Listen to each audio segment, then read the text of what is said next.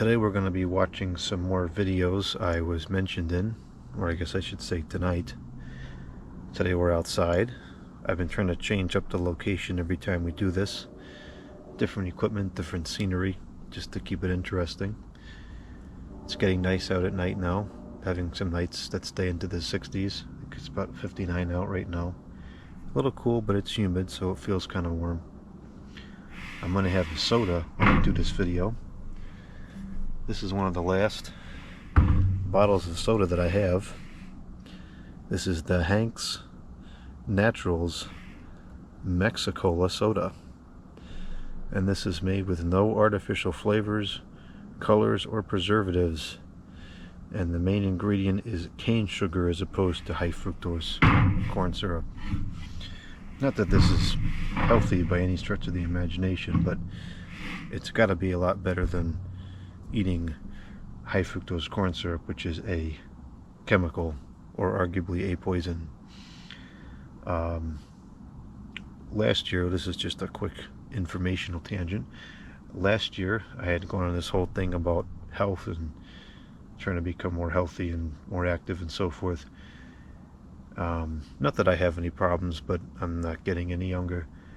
And so one of the things I did was I tried to stop drinking soda. And it didn't work. I did it for about 50 days, and I just didn't feel any different. And I said, screw it, I'm gonna drink the soda again. But what I did say was that I would stay with the sodas made from cane sugar as opposed to the artificial sweeteners and or the high fructose corn syrup. And so the local grocery store had these Hank's sodas, and it also had a Polar branded sodas, both of which were excellent, and they were made with the cane sugar. Last time I was at the grocery store, or not last time, 2 times ago, the sodas were discounted.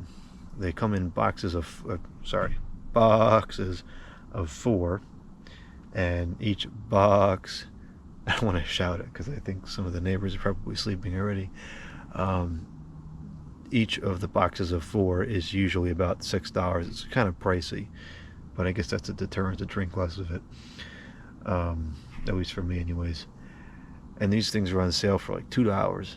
So what I normally do when I do the grocery shopping is I tend to buy whatever's on sale. I'll buy a larger quantity of it, and then I'll either freeze it if it's a perishable, or put it, just keep it on hand and use it as needed. And so I bought all the ones that they had. I think they only had like 4 or 5 boxes left anyways. So it's about 20 bottles. And that'll last me a month or so. Maybe 2 months. But I went back today, and the shelf was empty, and it was relabeled. It's no longer the cane sugar soda, but it is now alcohol-free beer, whatever the heck that is. So that was very disappointing to me. Now I don't know where to get the soda. I mean, I guess it's a good thing that the beer didn't have any alcohol, because really nothing good ever comes out of drinking alcohol, but I feel like that product is going to invite other problems, but those are not my problems, so that's for somebody else to deal with. Anyway, so I'm going to have this Hank's Naturals Mexicola. This is, I think, the second to last one that I have, which stinks. Anyways, now a quick tangent about this series. So I am going to have to start watching these videos selectively. My initial intention was to watch all of them, sans the obvious garbage ones. But I don't want to say it's spamming in like a negative context, but spamming in quantity for sure. There's been a number of channels over the last month that have either been mentioning me in every single video uploaded, and or just creating copious amounts of material of little substance and mentioning it. I think that the record was 27 mentions from the same user in 1 week, and there were quite a few that were just slightly behind that. And that's just not sustainable. I mean, I don't even put out 27 pieces of my own content in the course of a week. As much as I would like to sit on the computer and just watch videos all day, I have to be a constructive member of society and can't do that. So I guess what I'm going to say about this is quality over quantity is what will get you featured here. The intention of this series, it's kind of twofold. Number one is to give newer or smaller channels some airtime to a potentially larger audience, because unfortunately YouTube does not cater to small channels anymore. And even by YouTube standards, this is a small channel as well. But if you're operating a channel of 50 subscribers, this might put you in front of some more people that potentially share the same interests. And then the other intention was to be able to loop in people that wanted to contribute relevant ideas and concepts. Sometimes I ask people how to do something. In particular, I've been asking for videos on how to unwarp Lasko D blades, which there is one out there now, which I think is going to work, from the Technologies Heritage. But in a case like that, you could make the video and I may never see it. So if you mentioned it, I would see it here, and as long as it was decent, I would show it here. But anyway, so I'm going to have to start screening these a little more selectively and feature them based off of quality over quantity for sure. So I picked out 3 today. These are all a little bit longer, and I think they're pretty content heavy, so it might take some time to get through them. The first one is from Ed, and this video is entitled "Wishing Me a Happy YouTube Anniversary," and the description says, the description says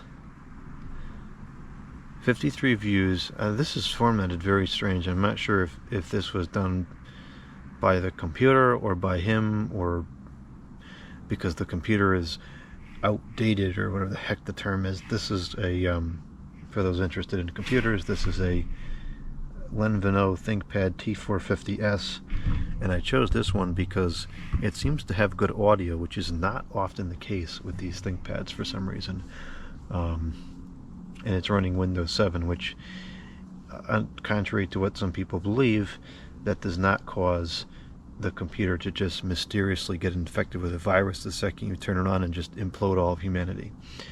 So the description, which always should be read before the video is watched, says 53 views, November 15, 2024.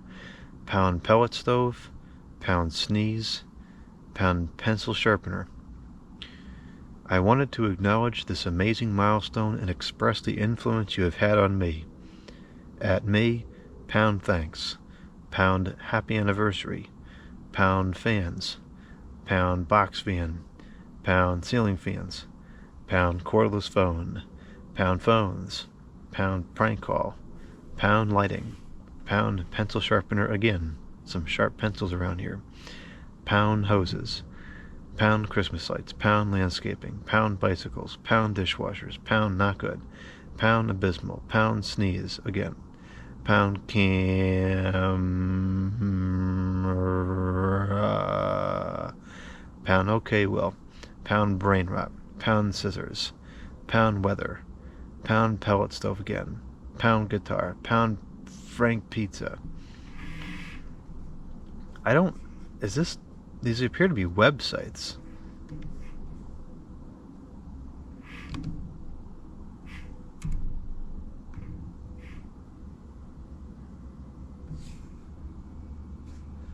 This doesn't seem to do anything.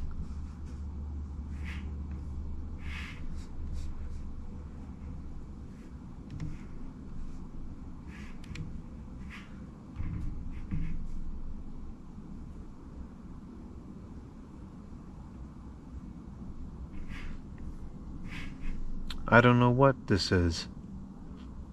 Now, just to prove my point about YouTube not catering to small channels anymore, there's not one video on here with less than 1 million views. And most of these have double-digit million views.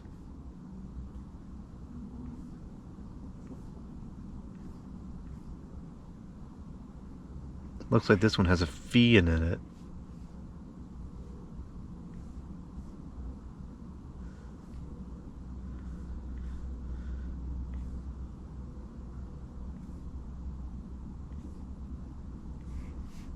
Well, anyways, that's got nothing to do with this particular video. All right, so let's get into this one from Ed.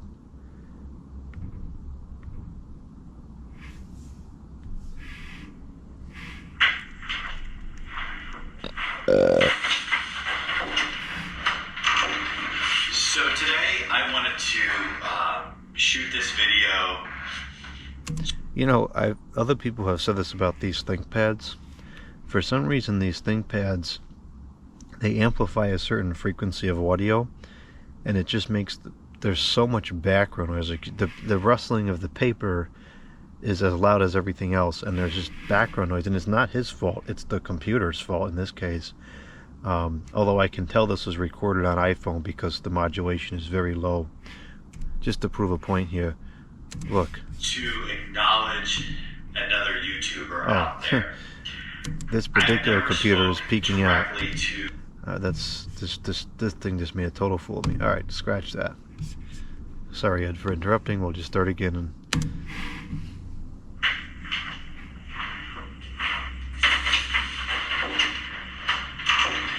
So today I wanted to shoot this video to acknowledge another YouTuber out there.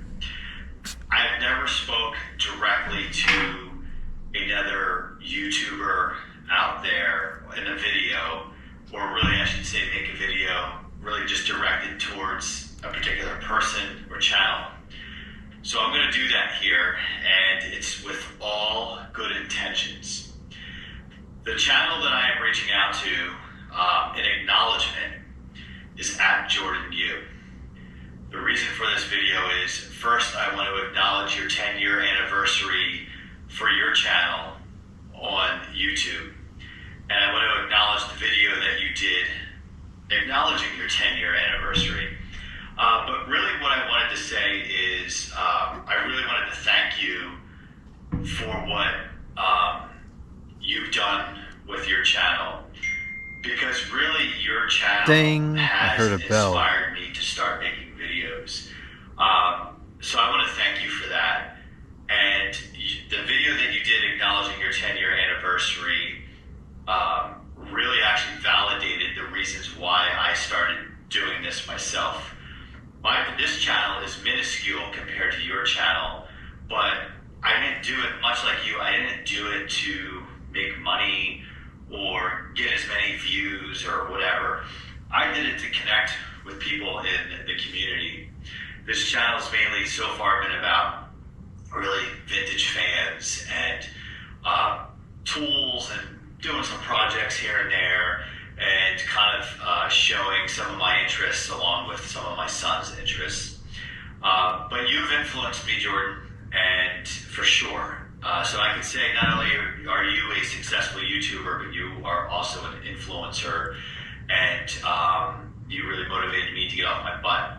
What I think really motivated me is your videos are authentic, and much like you talked about in your anniversary video, they're real with really not any editing, and that's really what I think the reason why I was really attracted to your channel and others that do that format is because it's just you being you. It's like a couple of guys hanging out, talking, and sharing like hobbies. So I want to thank you for that. And like you did in your video, I made some notes to talk about as well. Being an influencer, I guess you could say, I wanted to take that a step further, and not just that you've had an impression on me. I have two kids, a 12-year-old and 11-year-old. And we're at a point now where we will listen to some of your prank phone calls from your channel when we're together, or we'll listen to them in the car, and they'll say, oh, play the one that Jordan does this or do that. So we have our favorites. So if your views go up for your comedy section, that's likely my kids and I listening.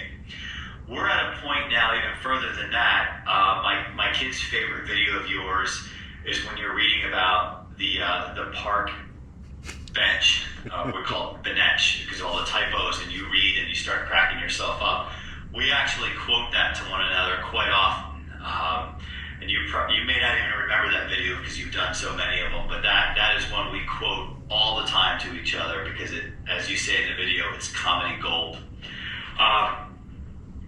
And I like what you did with your advice on your anniversary video. It's really validating because that's really what I've been trying to do, and to see someone I look up to in the YouTube world give those tips that you did about the channel being more so about the person versus the content. And I think that's what really drew me into your channel is your personality. Whether it's, I don't know if you realize how funny you are sometimes doing a serious video, but you make the material that much more interesting, to the point where I am not a cordless phone guy, but whenever you post a new one, I watch it because when you leave voice messages and do all the testing, I mean, that is comedy gold right there, but I mean it in a respectful way. Just the way your approach is great. And then I think really the last thing is, I appreciate you giving some insight to the equipment that you use. I need to make some upgrades myself, no doubt, but I was always curious what you did. Your video of the day videos of where you've actually recorded yourself doing a video of something else, that has been kind of useful to me to see your setup. And I think you talk about it in your video where you have an inexpensive camera, tripod. That was advice I picked up right away the very beginning when I started making videos back in March for this channel, was to use a tripod. A tripod. So I know I'm going to forget something I wanted to say, but I just thought it was worth telling you how much influence that you've had on me. And I do think your influence is far reaching than you even know. Others will comment on my content referencing you. They'll reference a fan you have. They'll reference something, or they'll use a phrase. You definitely have coined many phrases over the years, which is fun, and it's very unique to you. I think lastly, I just want to share with you how I found your channel, if that may be of interest to you. I love, and I've talked about it on my channel, my favorite box fan is Edison. It's what I grew up with. I know it's not everybody's favorite fan. It doesn't matter. I was looking for something on how to repair a slipping hub or blade on it. This was a number of years ago when you were at the old location. And you had a McGraw Edison Comfort fan with the Venturi ring on it, and I think you used it this summer as well. And you had a video on it, and that was like one of the first videos that came up. So I thought, oh, this is a cool fan. Let me see what this guy's doing. And that's really what hooked me.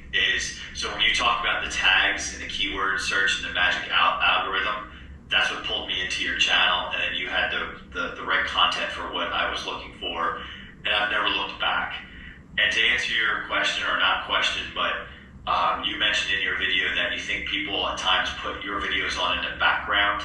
Absolutely true. Your video of the day, I will run in the background while I'm working. Don't tell anyone.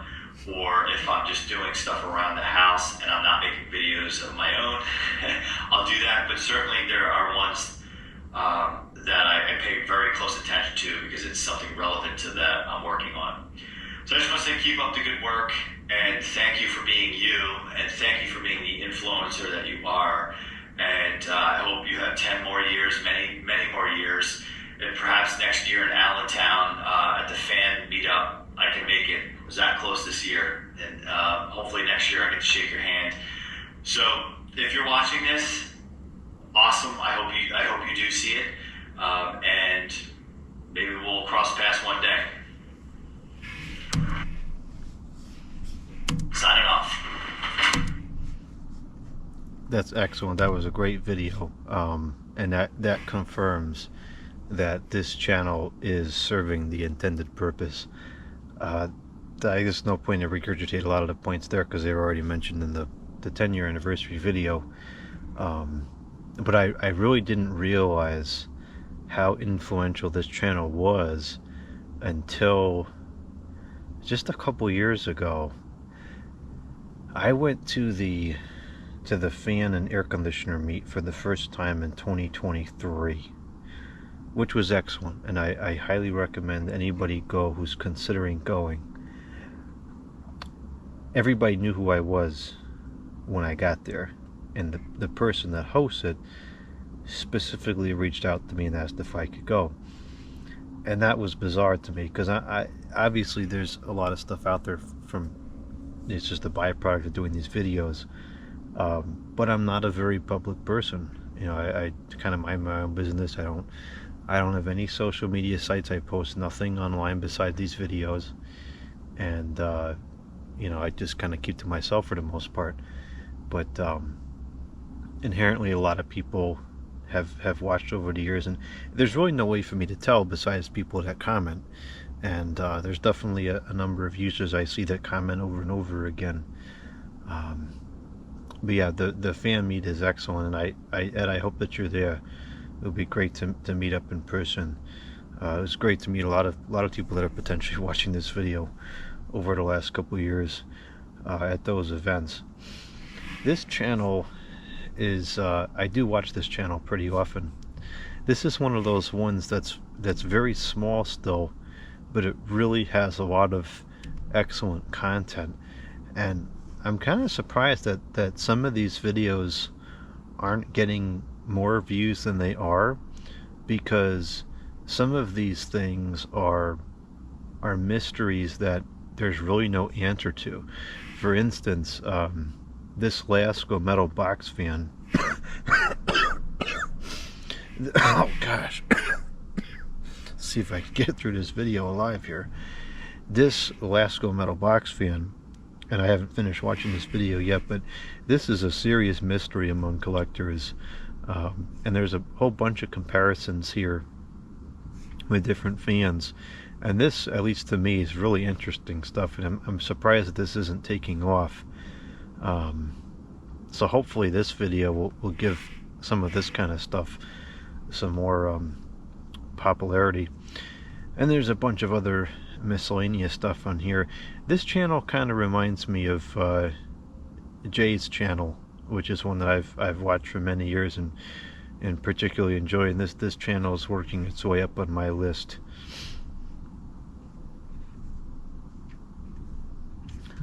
So anyways, highly recommend this. And you know, I appreciate the feedback about the phone videos, because I do intentionally try to make those as funny as possible, but a lot of things that are funny to me are just like so stupid and dumb. I really don't know if anybody else finds them funny. So I'm glad to know that there are some other people that find those things funny. So I will continue to make those as much as possible. But I really enjoyed that video from Ed here, and it's I don't think I've ever had somebody, at least that I'm aware of, directly speak to me in a video either. So that was it was a first on the sending and a first on the receiving. It was kind of neat. But I appreciate that recognition, and I look forward to meeting you over this summer if we both end up at the meet. Alright, next we have a video about the SMC fans. Oh, no, not ready yet. We have to read the description. There's no description. Here's another video of the SMC TH16. So I just opened the motor. This is hot to the touch right now. It's no joke. Here's another problem. You see that plastic piece? This is that piece that protects the terminals from contacting the shell. And this has practically deteriorating. That's very brittle. And also, check this out. Hold on, where is that plastic piece supposed to be? Because that is definitely a potential cause for concern. Oh no. Oh, for heaven's sakes. I am so bad at using the computer. Alright, here's another video of the SMC TH16. So I just opened the motor. This is hot to the touch right now. It's not That's fairly normal if it was just a running. joke. Here's another problem. Oh, look at that. See, it says 133 degrees fuse. So it's the same thing as the 18. You see that plastic piece?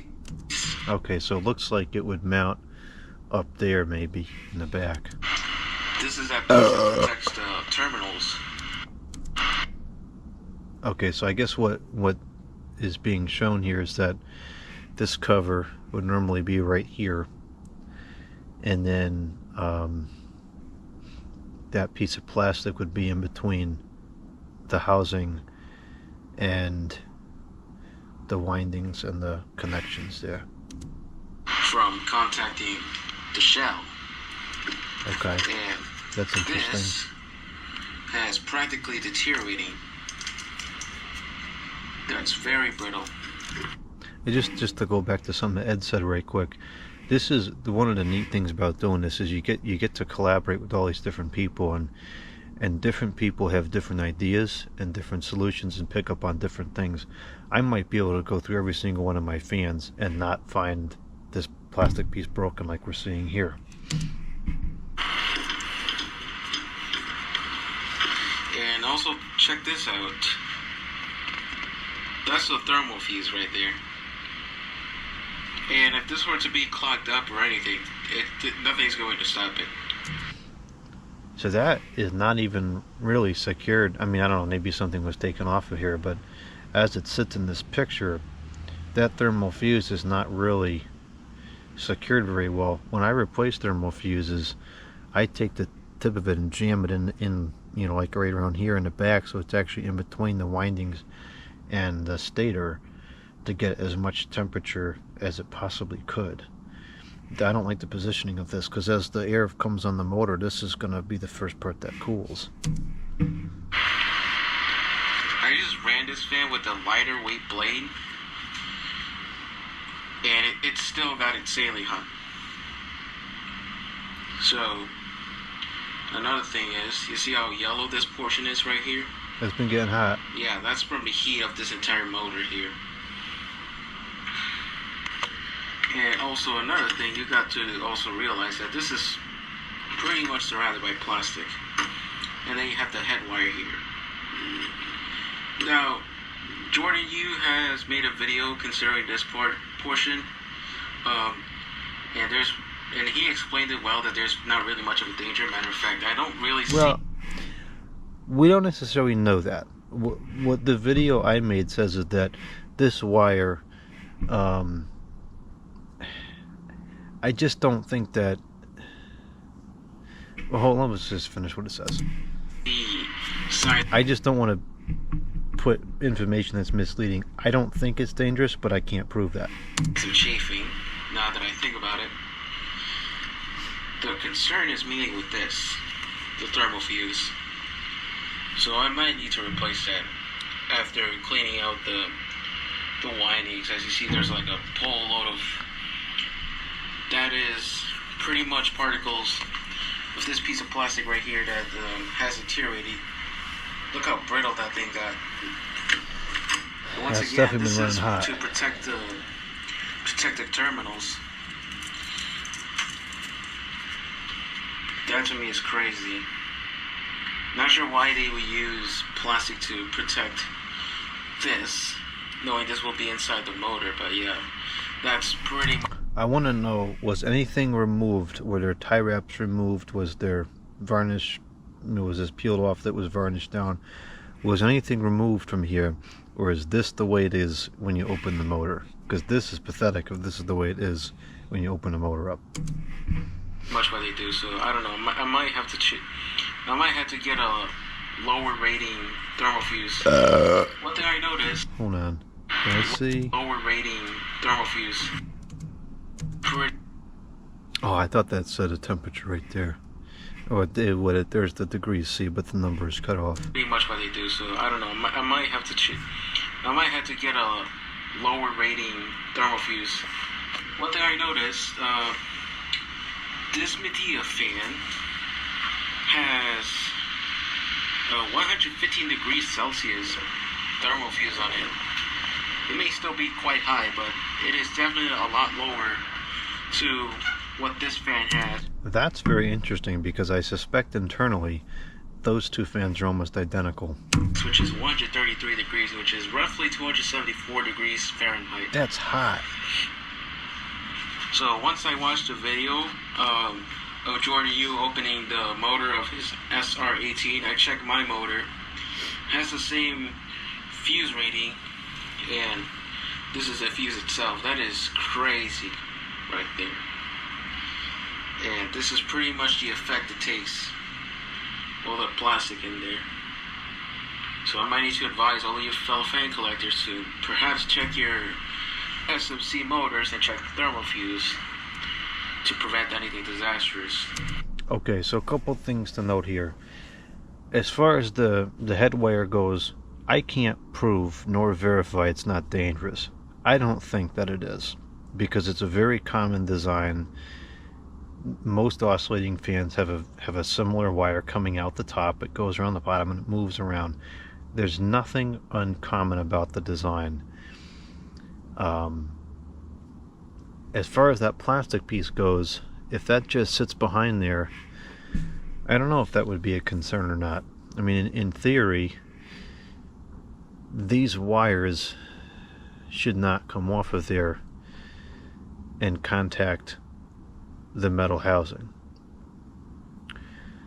But if the flex point, because I would think that the flex point is going to be on the outside of the motor, not on the inside, but if the flex point is in this area here, you know, could it potentially work the wire off of one of these solder joints? Absolutely. And then could that become a problem later on? It could. This fan is not grounded, so if a high side touches the outside of the motor, nothing's really going to happen. You would need to get the common wire to touch the outside of the motor simultaneously with one of the high sides, which would be one of the 3 speeds, to get a short or an arc. So even then, the likelihood of it being an electrical short out failure, I think, is very, very slim. This is of tremendous interest to me, this fuse, because that proves that the label is accurate because the number matches what's on there.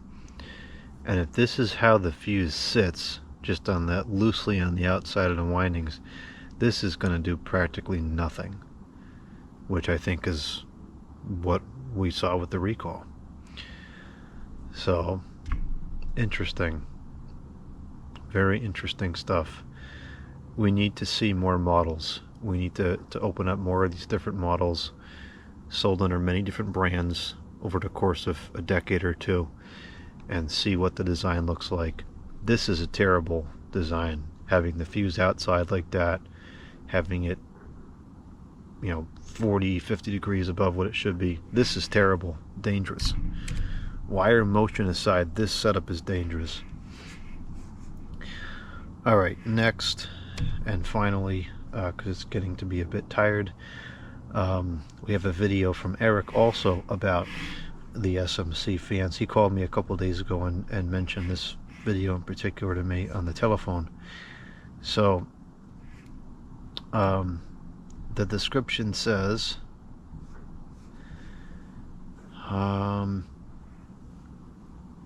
it says, here's the video from me that I mentioned in this video.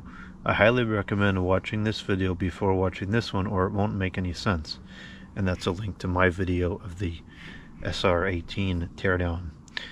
He then proceeds to say, this video explains some of the possible hazards with SMC oscillating fans. In this video, I disassembled two SMC Midea oscillating desk fans, one from 1995 before the recall and another from 2009 after the recall. I do an autopsy of the head wires on both fans and look for flex points and talk about possible hazards with the design. Now, before we get into this, I'll increase the quality.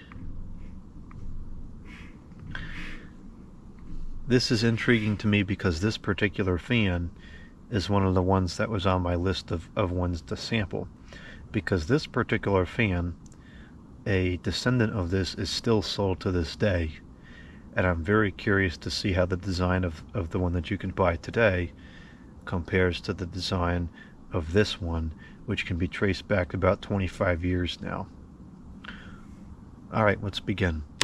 Hello everybody, it's Eric Freeze. Before I get started, I just want to let you know that this video is all over the place. There's a lot to explain in this video. I have a lot of questions that I'm unsure of, and I'm going to cover a lot of things. So this video is kind of a reference, or not a reference, but a, reaction video? I don't know. But this goes hand in hand with the video that Jordan Yu made recently regarding the issue of the oscillations on SMC oscillating fans and their ability to catch fire spontaneously due to wires shorting out.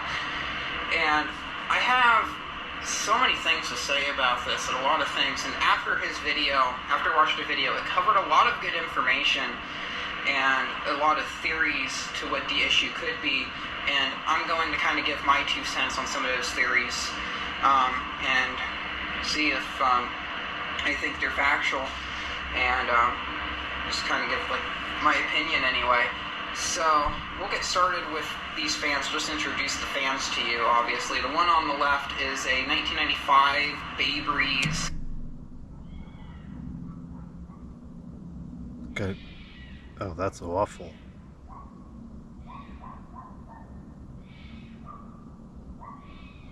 I think that's a fox. A fox.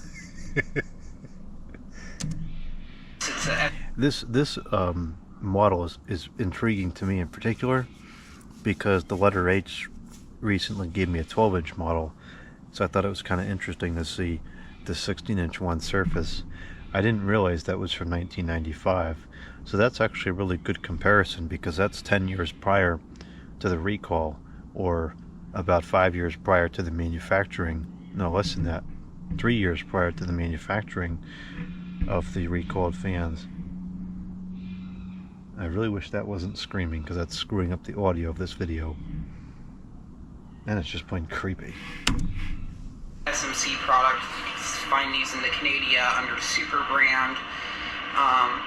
And this is very similar to the mid-90s SMC stand fans.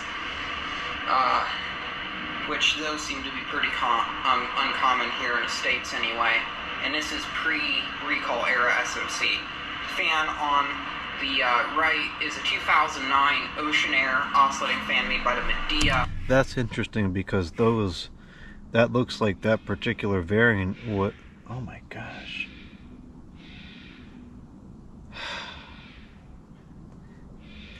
It looks like this.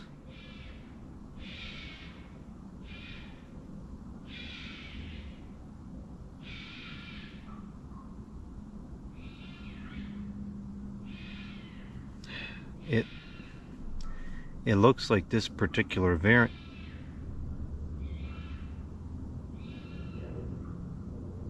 It looks like this particular variant was sold for at least 10 years.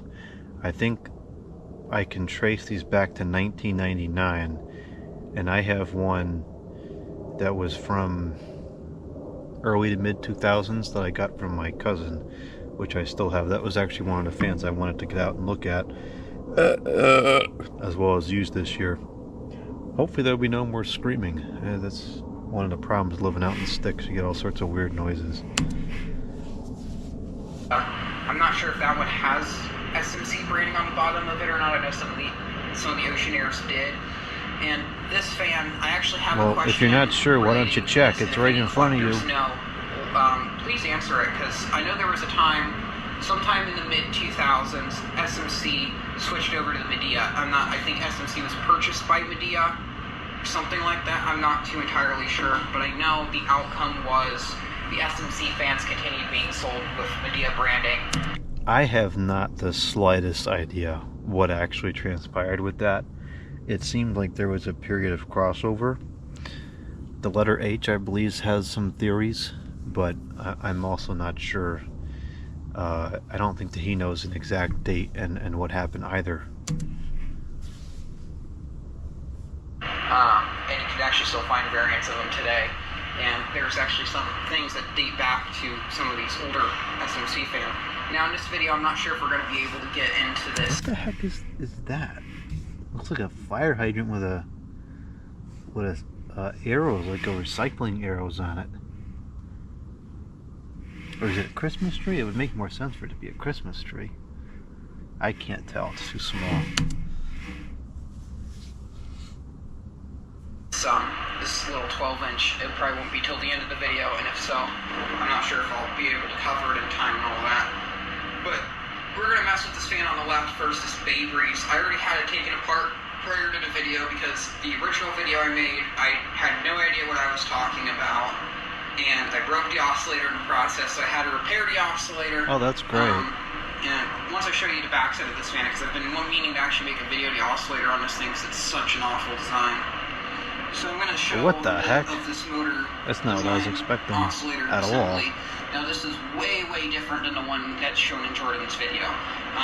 Maybe I mentioned this already, but in the describo, I'm going to post a link to the video that Jordan made as well as mention him. So maybe whenever he does his mention video series, he can actually watch this and get some information. Maybe he'll just comment in the comment box with some commentary or whatever. But I'll be sure to comment in the commentary box with some commentary. And with these older SMC fans, what they would do is as they're oscillating, these would rub up against this bottom part of the motor, and apparently that was the source for the arcage. What they think would happen was when the fan was running side to side. Actually, we're going to drop this down to low speed because the blade on this fan's crazy out of balance. I need to get another blade for it. But anyway, with this fan is this oscillate. Wow, I'm all over the place. When this thing moves side to side, they claim that this wire will rub up against the motor housing. The outer sheath will not protect the wires like how it's supposed to be, and in the internal wires, the conductors will touch the motor and they will arc out. Now, I've actually experienced an SMC stand fan. I think it was a 1999 model, maybe it was a 2000 model, where it did rub through, but we're going to get to that a bit later. So, this wire moving, well, at least it touching here, that's not the issue. The issue is up here. And Jordan said this in the video. Now, he theorizes this, so it might not be true, but judging from what he says and me watching this fan oscillate for a while, I kind of think what some of the stuff that he's saying is true. Now, in this particular instance, might not actually show, but... Just I want to add something right quick. This wire is not coming out the same place as the one that I showed is. So this might have a different flex point. When it's moving side to side, it kind of bends. It kind of bends downward a bit. And as it bends downward, it ever so slightly moves these head wires. And these head wires here, these would go in the motors, 4 of them, low, medium, high, and common. And then there's another 2 that go to the capacitor. The capacitor's part of the motor, so that's not important. But the these are capacitor's live very important. with 110 volts AC. So inside of the motor, there is kind of a terminal block where these wires are soldered onto the windings. And normally what happens if you take a wire that's soldered onto something and if you bend it back and forth enough times, it's going to get weak and the wire will break. So I'm thinking what's happening is as these fans are oscillating, these wires move back and forth inside, and they break off of where they're soldered on, and then they're just floating around inside of the motor, touching stuff. Now, when I first started doing this, we'll talk actually. Let's get to this point. SMC's idea of resolving this issue was a metal clip, and how this would work is, turn the fan off, the metal clip would mount right here to the motor, and it would hold the wire stationary like this. So as it's moving side to side, this, from like the top of the clip to up, it would stay stationary and not slide around. The issue is, from the factory, you can see this in a video, like a news report style video. Jordan shows this on his channel. But in that video, you will see that they took the SMC fan apart, and you can see this wire in that metal loop going up and down. And that metal looks kind of sharp, and from taking the fan apart that has that, I will say that it is somewhat sharp. And I didn't think about this until now, but my idea was, I thought all of these SMC fans, it was the issue with this wire rubbing up against the motor, causing it to short out. And that's not true. At least I don't think it is. But my idea for the remedy was to absolutely cover this whole thing from this area all the way down with electric. And I want to add, a lot of people were doing that, so if you did that, don't feel stupid for coming up with that, because that's what a lot of people came up with. Tape. And in Jordan's video, he says that won't do anything. If anything, it's just going to become a hot, gooey mess. And I agree.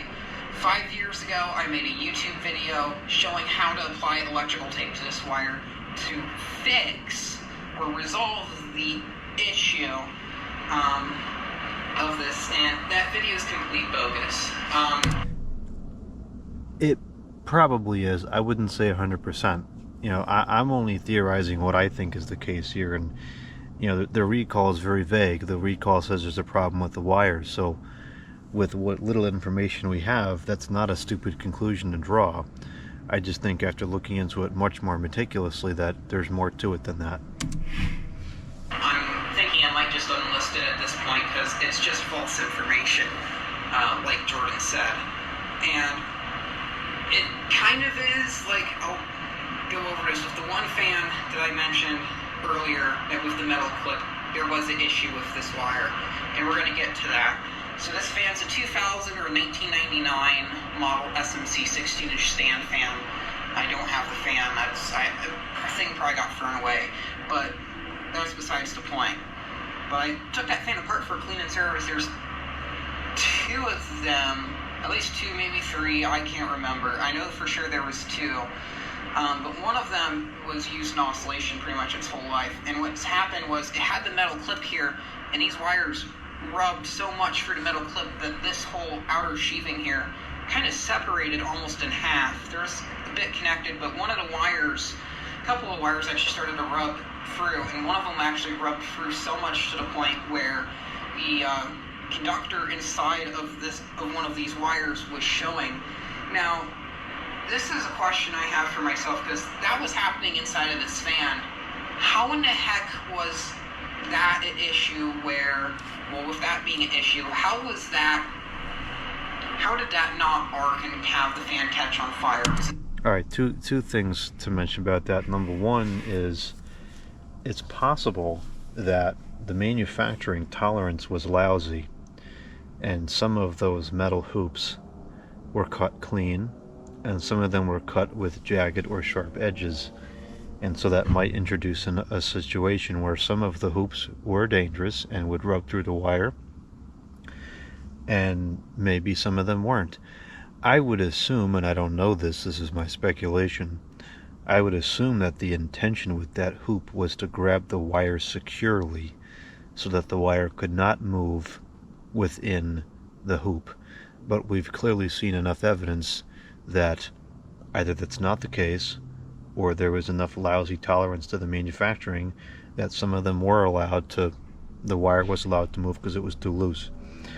As far as the arcing is concerned, the housing is not grounded on these, so you would need to have at least a situation where the high side and the common is touching at the same time,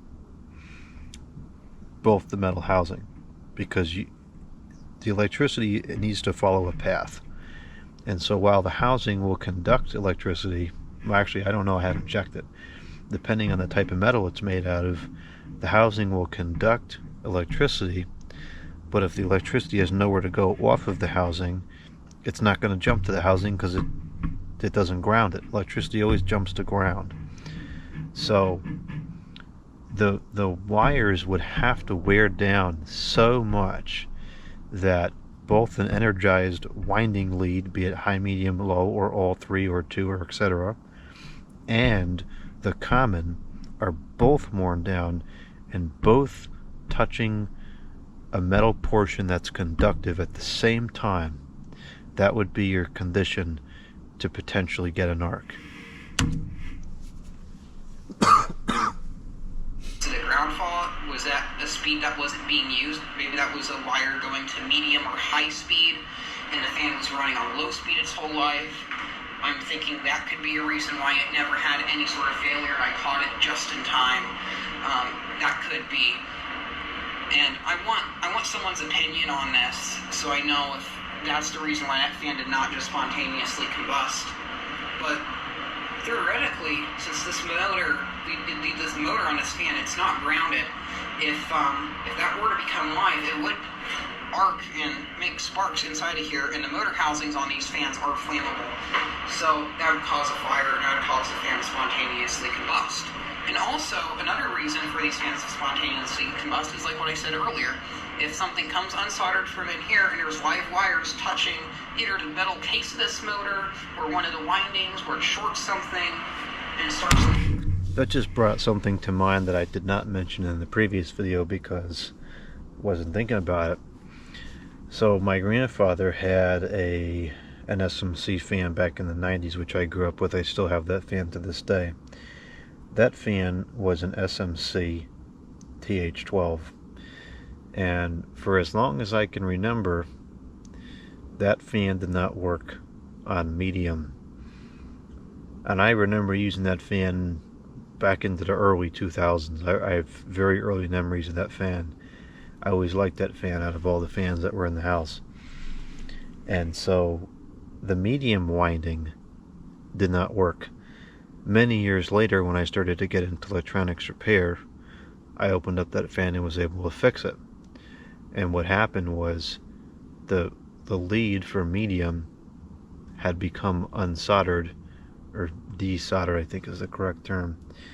It had become desoldered from the terminal. Now, I don't know if it was like that from the factory. I don't know if that's something that happened over time. I know the fan was used in oscillation mode a fair bit. The wire was not far away from the winding. It was just like, a hair length away, just enough to break the connectivity. But that is a known instance where the lead wire, again, whatever the reason was, be it a manufacturing defect or a wear issue, that wire had become disconnected from the terminal. Arc inside of the motor, that could be an issue too. Now, on the later models, this is a closed motor, but the later ones have vents. They're a different style motor than this. This is an older fan, so it's not going to look alike. And the other fan, when I take it apart, it probably has that newer style motor. Because in the one... I wonder if this motor is a different OEM. It looks totally different. And it actually has an oil port, it would seem. You see in Jordan's video, right here, you will see the actual stator. This almost looks like a Samsung motor to me, but I doubt it is. And in these two cover plates, they kind of match up to that. Instead, these two cover plates just go together. The stator's inside of here. And this is a much smaller motor. I don't know how this fan works so good because it's a 3 microfarad capacitor. It's very strange. But oh, speaking of capacitor, I want to jump back to the previous video about the SMC16. Another item of variance to add to the mystery with the 16 inches is that I remember back in the day reading a bunch of reviews for the 16-inch fan, and there was a lot of reports of people saying it ran very hot, it smelled like something burning, the plastic was about to melt, etc. And they generally didn't seem to last very long, whereas that was not a common problem with the 12-inch. There were some people that claimed the 16-inch model used the same motor as the 12-inch, but with a higher capacitor value to get some more speed out of it. I don't know if that's true. I tend to think it might be, because I've noticed that same variance. It's not the same variance, but I've noticed there's a variance in the 16-inch pedestal fans. Some of them are pretty powerful, and some of them are very weak. They behave almost as if the motor is undersized or the same size as the 12-inch. So, in addition to the motor build quality issues that we're looking at here, we also need to do some comparisons between the same model. We need to find, as big of a sample as we have among the collectors of the TH16, and let's see how do those motors compare. Are they all the same amperage? Are they all the same power consumption? Are they all the same capacitor, same fuse, same size, etc.? It's something we should look into. That's besides the point. Now, when it came to these SMC fans catching on fire, there was only like 14, 25 maybe reports of these. I heard a couple numbers. I can't remember off the top of my head what they were. But it was a small amount out of like 1 million, 2 million or so oscillating fans. I want to say it was 36 out of 2.2 million, so it is a very small number. It's not as small of a number as the Lasco fires was, though, which is an interesting item because I feel like people made more of an issue out of the Lasco fans than these. It's made by SMC, and it's such a small amount if you could just take it out of a million, where it is an issue. People lost property, maybe lives were injured, were taken. It's still a major issue, but it wasn't like so widely spread to the point where it's been like. That's an interesting point, and I've thought that as well. Like, how many units do you have to have before there's a recall? Can you just chalk it up to say that, there's a, due to manufacturing tolerance discrepancies, a handful of units were not made properly and were defective? I mean, how when you're mass producing something, can you realistically guarantee that millions of units are going to be flawless? It's just not feasible. So I've wondered the same thing. Is it there's got to be some number. Is it a function of the what is it, the consumer safety CPSC or something like that, whatever it is? Does that organization sample these failures and say, if the failure is the exact same for 20 models, then we issue recall?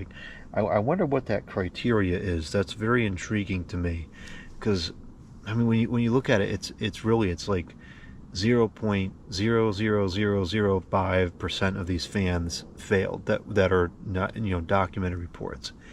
That is such a small number. Does that really constitute a recall? I feel like there's a lot of products that fail and those tiny little numbers, and nobody blinks an eye. Something like that's happened. I've also spoke with someone I knew personally, and they said they had an oscillating fan catch fire, but they didn't remember the brand. Very well, it could have been SMC. I don't know. But that's also completely unrelated. Like, fan fires can be caused by plenty of things. If you don't take care of the fan, if you don't blow out the dust, what will happen is dust will be coated in the motor. Actually, I think oscillating fans are the most dangerous when it comes to potential fires and failures, because all it takes for it to tip over in oscillation mode, and now you have a condition where the motor is going to get overloaded. Whereas, like with a box fan, for instance, if it tips over while it's running, the airflow might get restricted, but it's not going to be reduced to a very low RPM from the gears being jammed. So I think it's especially important to have good protection on an oscillating fan motor, which is why this thermal fuse thing is as outrageous as it is. If something gets hot spark, that dust will pretty much ignite almost instantly and then burn out up, pretty much cause a fire. That's the main thing. Same thing with locked bearings, loose wires, like if these are going back and forth and solder joints come undone. Those are all reasons why this is an issue. And another thing is, being that nothing on this motor is grounded, this is just a two-pronged cord. If something is to go haywire in here, something touches this isn't grounded. There's going to be no way to stop anything from this, like anything like this from happening. So it's just going to just go boom. A fuse would protect that, because the fuse would blow if there was a sudden inrush. And that's another reason why the fuses are superior to the modern circuit breaker. Something's going to fail. And I don't know if the thermal fuse will cut checks. The thermal fuse, it mostly goes in there to kind of kill it. So one thing you could do is add an inline fuse, put a fuse plug on the end of it, or put a fuse inside the base that goes on the hot side of, or hot neutral, whatever. Put a fuse inside of the base of the fan, so something like that could happen. That's something I might actually consider doing to this fan here. That's an idea I have of possibly omitting it if there is an issue. There's also this little clip here, this little plastic clip on this one where this is kind of tied into. And even with that, because you can definitely tell when this fan was made, they were thinking about that being an issue. If I remember right, even with that, this still goes up and down ever so slightly. It looks like the clip's not tight enough. As you can see, it's pulling down on it. And then when it goes back the other way, it goes up ever so slightly. It's not very much. There's barely any movement, but still, it's enough over time. If it's running in oscillations mode way too much, it's going to be an issue. Yeah, it's still no good. It's not tight enough. Mentioned, well, at least Jordan mentioned in the video, it could be an issue with this rubbing against the motor housing, plastic motor housing, which I don't think that would cause much of an issue because it's just plastic on plastic. I don't know if that would even be any sort of issue at all. But that's something I want to say about that and kind of what I've been thinking of. But back to the metal clip, that one fan I serviced where the wires were rubbed through, it ran for the metal clip so much that it kind of just screwed up the wire. And the issue is, I'm pretty sure when the fans came out of the factory, that metal clamp was supposed to clamp all the way down on this, like all the way, so it wouldn't move, and it was part of like the motor. I The agree. issue is, they're probably due to lack thereof quality control due to these fans being made in China in high quantities. They just want to build the fan, get them out the door, so they can sell more products. And a good way to do that is have subpar quality control. So with that, get these fans going through, and something like a little clamp that's not tightened all the way or not pressed all the way in could fail that. And even just by looking at the design, from what I remembered, the metal itself on the clip had a bit of burrs to it. It wasn't very well done. And then on later models, they switched to a plastic clamp. And I think the plastic clamp's the best design, but I've still seen those where they're loose, but I've seen plenty of fans of that plastic clip, more modern ones under the Mainstays, Hawaiian Breeze brand, all of that stuff. And in my Hawaiian Breeze is definitely made by Medea. I'm not sure about Mainstays though, because Mainstay is, I don't know. I'm not really sure what the OEM for that is. It might be Medea as well. original video I mentioned, I talked about some of those fans. I had no idea it was anything related to Medea and stuff, and I was like saying, older Hawaiian Breeze fans are fire hazards, and the newer ones are safe, and all of that stuff. It's probably both a fire hazard. That whole video is garbage. It should just be taken off the internet. It's full of false information. I didn't know what I was talking about, or at least I did, and I just jumped to conclusions, and it was no good. Everything in that video was, a lot of the stuff in that video was cap. Now, like I said, with that one particular instance where it did Lots of rub cap. up against the wire, I can't remember if I put it back in the clamp or if I left it out of the clamp, but I do remember I had to fix everything with electrical tape to keep anything from arcing out. I'd be curious to see, I might have to go back and see if that fan's still in service, because I do want to actually tear it apart and do an autopsy of that fan to see what the inside of it looks like, especially in that oscillator section. So there's that. We're gonna break into this smaller fan, this little 12-inch one, because this is a much later model. It's gonna be a bit different. So I'm just taking this apart right now, and this is gonna be a bit more reminiscent to the more modern SMC fans. This one's gonna have that more Tipican style motor. Pretty much after denying it, they kind of just all stayed the same. Now I'm not sure if that's true or not, so someone that knows a bit more, let me know. Because one thing I want to do in this video is not spread any sort of false information.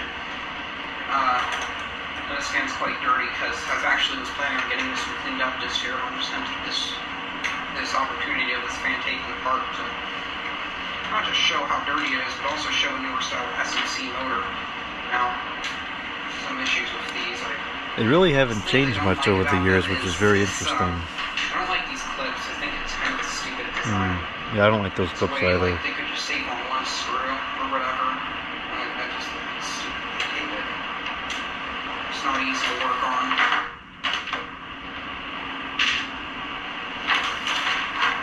You know, one thing I do like is with this. Looks like all the clips are busted on that one. This screw here for the oscillator, it's just a screw up top.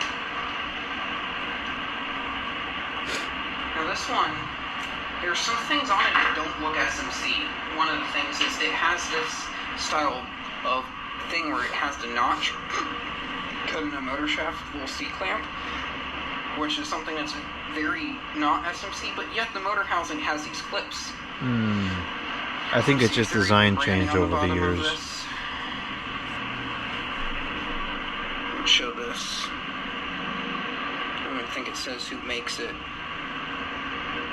Smithy, yeah, it's gotta be. Another question was something from Jordan asked is, how are these fans ETL listed or UL listed or whatever?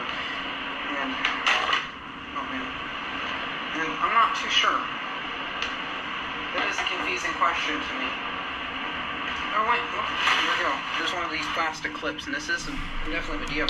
Okay, now see this one, the wire comes out the side, whereas the other ones come out the top. So this is a whole different arrangement here.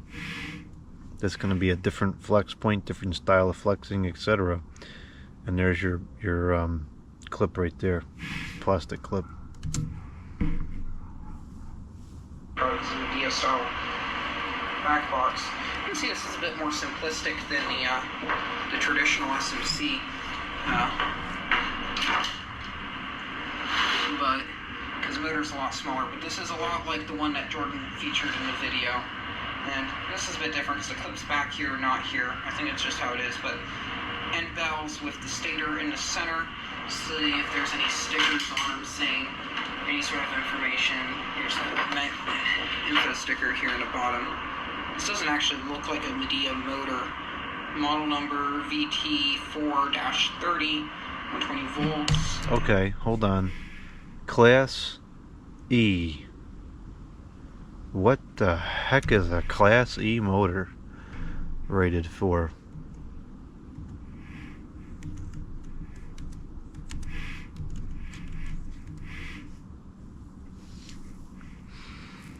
Okay, here's our temperature chart. Class E. So a Class E motor, according to that, let's get something that's not stupid AI garbage. I'm so sick of AI, I can't stand it. We need to focus on actual intelligence, real intelligence, which is a fleeting art in today's world. What is this? I need temperature.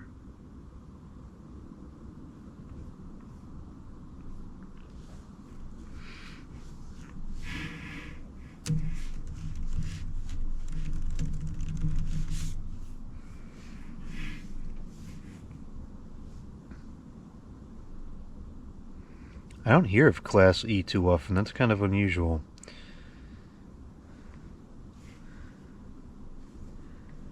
Here we go. Class E is 120 degrees Celsius, so it's actually a fair bit more substantial than a Class A, which is 105. So let's say the motors, and this is a crazy wild assumption that I have zero evidence to support, but let's just say that all these motors that we're talking about are Class E. It's still wrong, because this puts a maximum of 120 degrees Celsius on the Class E insulation, so that means the thermal fuse should be less than 120. So even if all these motors are Class E, which I think is very interesting in that it's not a Class A, it's still wrong. That is super, super interesting, and I'd really like to know what the thermal fuse in this motor is rated for and what this lead wire is rated for. I'm going to have to do my own investigation on this, I think. I can't believe it's a Class E. I don't know if this looks more like a Class A motor. Well, you wouldn't be able to tell from the outside, or really from looks at all, because it just describes the insulation on the windings. I don't think there's any visual difference. And maybe there is. I don't know about it. I wouldn't consider this a Class C whatsoever. I would expect it's a Class A because that's what's typically used in a cheap fan, and that's what these were. They're cheap fans. But definitely a really late model. But you can see it's still, even with this clip here, there's still some movement. So yeah. I'm going to plug this in, gauge the oscillator, which it already is, and I just want to see how this moves. And this probably still has the same issue. This clip isn't an issue at all, but the issue is going to be in here once again when it goes side to side. That's going to get kind of loose. But now the only problem with that theory is that, as far as I'm aware, there are no recalls on this design, and there's no known reports of a problem. Now, whether or not it's a good design is a whole different conversation, but there's no, that I'm aware of, that I could find, documented failures of this design. And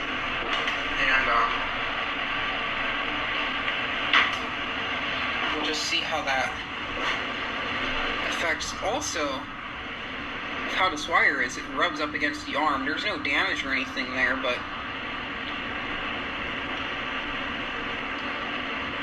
this one doesn't really have any sort of movement in the upper half, so the clip is working on this one. Yeah, that seems pretty decent. I'm also wondering with these fans is with some models if this wire moves more than others. It probably does due to tolerance issues. It's kind of a question I have, is if some of these, they actually kind of flux a lot, and some of them are just fine. Some are better than others, I don't know. You can see it definitely does move a lot down there. Now, something else Jordan did say is, you can actually see this in some of the photos, that some of the stand fans, the fire would start kind of down here in the base of the fan, and the motor head would just kind of fall off. Now, I'm not sure if that could be from the motor getting really hot and then like melting or something. That I don't really understand. I don't know if there's enough info to really make me think of that, but once again, it could be the same thing, but there's also cord retention nut in the base of pretty much all of these fans to prevent that from happening. Well, so there's a clip, at least in the SR18, there's a clip very similar to this clip, I believe. I think it's plastic, and what that clip does is it moves the flex point from down at the bottom where the switch is to up where that clip is. So if the wire is just a piece of garbage and the wire internally breaks down after a certain number of oscillations and shorts out among itself, it could very, very possibly create a very hot flame inside that switch housing area. It's also possible, we're looking at all these pictures post-catastrophe, so the fan might have been disassembled or moved from the original failed state before the pictures were taken. It's possible that the fire starts in the switch housing, but we can't say. There's just not enough information. So, I'm not sure how tight that clip is in those, but this clip here is tight enough, but it still does have some movement. I'm pretty sure some of these had tighter clips than others, and especially the ones with the metal clips. The metal clips just didn't seem like a good idea. The plastic clips seem to be a bit better, a bit more safe. I'm going to turn this off for a motor piece. But, yeah, that's all I've really got to say with these. It's kind of a tear-down autopsy of these SMC/Midea oscillating fans with the wires and the clips. Sadly, as of right now, these are the only two I have. I have some others, but I've either sold them off or parted them out. But I do plan in the future. As of right now, I am looking for a recalled model, the 16-inch stand fan. There is no such thing as a recalled 16-inch stand fan. Now, I do know, I believe it was 18-inch models that were actually recalled, and the 16-inch ones weren't, but Correct. Only the 18. I don't know. That one 16-inch one I saw where it was... Now, I will also mention that one 16-inch fan that I did see where the wires were rubbed through. That was a very high hours fan. Well, keep in mind too, just because it wasn't recalled doesn't mean it's a good, safe design either. Fan had a lot of hours put on it. As these appear to be somewhat low. Actually, I think that Bay Breeze has a lot of hours on it, but this Oceaneer doesn't really have too much, even though it looks pretty tired. But yeah, I feel like I would stay with that. So go check out Jordan's video. Jordan, if you're watching this, tell me what you think. See if you can fill me in on any info, anything I missed out, or any questions I have. So thank you very much for watching. What are you eating? Okay, so that was that one. Some interesting points there. Very interesting to see these two different designs, 15 years apart, pre-recall, post-recall, potentially Shell, potentially Midea, however that goes. Most interesting takeaway from this video for me was to see that this motor is regarded as a Class E. Now, that does not make the thermal fuse the appropriate size at all. It's still way higher temperature than it should be. But it's very interesting to know that the motor is not a basic Class A, which is shocking to me. I am astonished that the motor is anything other than a basic Class A, because that's typically what you would find in a economy grade cheesy desk fan, which, as much as I like these are economy cheesy desk fans, and I would have expected nothing above a Class A. So I wonder now, do the rest of them also have Class E? I also wonder if you could find out that information through the UL file number for the older ones that are still UL certified. So, very, very interesting stuff, and we're going to have to do some more experimenting. Not so much experimenting, but more teardowns and more collecting of more information, comparing different models of these fans. So that's going to be it for this one. We'll have a lot more investigations on these SMC Midea fans to come.